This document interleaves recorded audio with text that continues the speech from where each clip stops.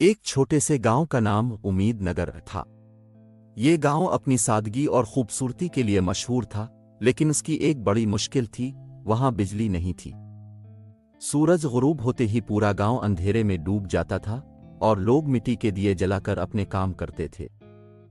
امید نگر کے لوگ بہت محنتی تھے، لیکن بجلی نہ ہونے کی وجہ سے ان کی زندگیوں میں بہت سی مشکلات تھیں۔ بچے رات کو پڑھائی نہیں کر پاتے تھے، کاروبار میں مشکلات کا سامنا ہوتا تھا، اور خواتین کو گھریلو کاموں میں دقت پیش آتی تھی۔ لوگ بجلی کے خواب دیکھتے تھے، لیکن ان کے پاس اس کو پورا کرنے کے وسائل نہیں تھے۔ ایک دن گاؤں کے ایک نوجوان لڑکے کاشف نے سوچا کہ اس مسئلے کا حل ڈھونڈنا ضروری ہے۔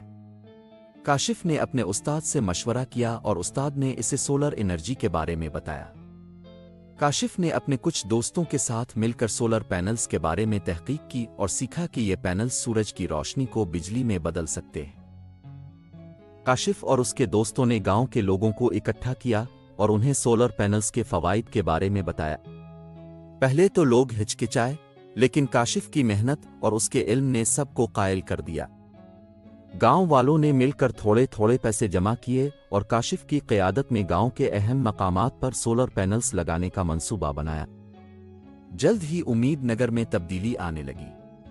سولر پینلز نے بجلی پیدا کرنا شروع کر دی اور گاؤں کے گھر، اسکول اور کاروبار روشن ہونے لگے۔ بچے رات کو آسانی سے پڑھائی کرنے لگے، کاروبار میں بہتری آنے لگی اور خواتین کے کام آسان ہو گئے۔ امید نگر کے لوگ بہت خوش تھے۔ انہوں نے کاشف اور اس کے دوستوں کی تعریف کی، جنہوں نے گاؤں کو اندھیرے سے نکال کر روشنی کی راہ دکھائی۔ کاشف کا خواب پورا ہو چکا تھا اور اس کی محنت نے گاؤں کی تقدیر بدل دی۔ اس کہانی سے ہمیں یہ سبق ملتا ہے کہ محنت، علم اور ہمت سے ہم بڑے سے بڑے مسئلے کا حل ڈھونڈ سکتے ہیں۔ جب سب مل کر کام کریں تو ناممکن کو ممکن بنایا جا سکتا ہے۔